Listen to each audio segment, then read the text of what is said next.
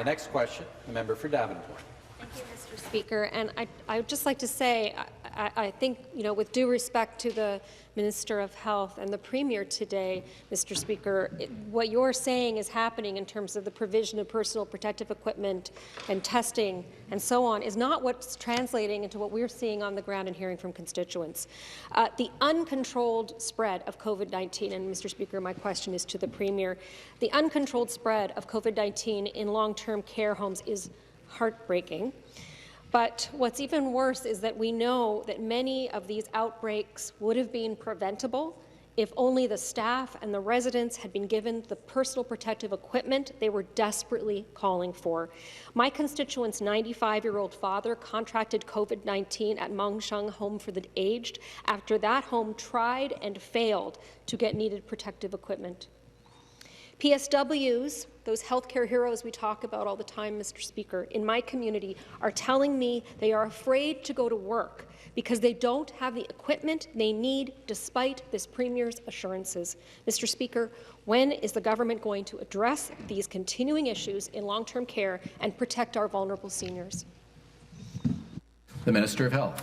Well, I thank the member very much for the question, but the fact is that we do have the inventory, and the inventory is being shipped on a daily basis to whatever organization needs it, whether it's a long-term care home or whether it is a hospital or whether it's for home care. We do have the supplies. They were being sent on a daily basis. There is no concern with that, and we have been very frank in our discussions with the employee organizations. We developed a directive with them that if there is a need, if a nurse or whatever worker on the front line requires an N95 mask, because those are the masks that have been most in discussion, if they needed one for a procedure, they had the ability to choose one and to use it. That is what was agreed with the employee organizations. That is what the hospitals know. That is what the long-term care homes know. That is the procedure we have followed from the beginning. And a supplementary question, member for Toronto-St.Pauls. Mr. Speaker, Meehan Manor Long-Term Care, we need help, and we need help now. My question is to the Premier. 42 people have died, 61 residents are positive, and 45 staff are also positive. I've heard from families, our families at Meehan Manor, that their loved ones are lying in beds and they're starving, they cannot reach their food. They're thirsty for hours. They cannot reach their water. Residents are falling out of beds in the dark and are on the floor for hours. And what struck me most is one family member I spoke to. She actually had to sit with her mother's dead body overnight at Meehan Manor because there were not enough staff to come support her.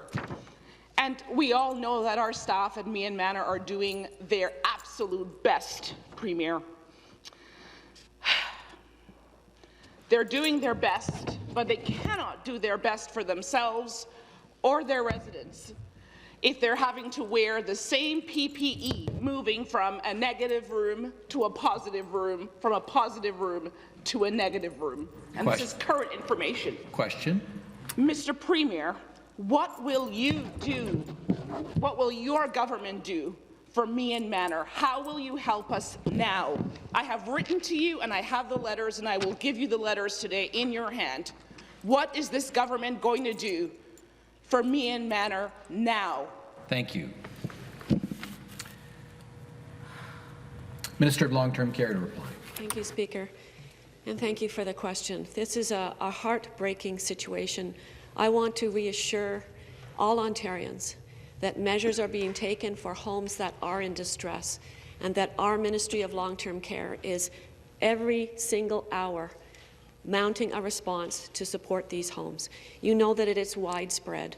You know that this is happening around the world. The situation in Ontario is a tragedy. But looking at how we're getting hospitals for Meehan Manor, there is another hospital, Sunnybrook Hospital, that's been actively involved in supporting Meehan Manor. The Salvation Army has brought in additional services for Meehan Manor. We are making sure that the staffing there is getting support so that they are not burning out. and that this is absolutely critical to make sure that our residents get water, care, food, and hygiene that they need.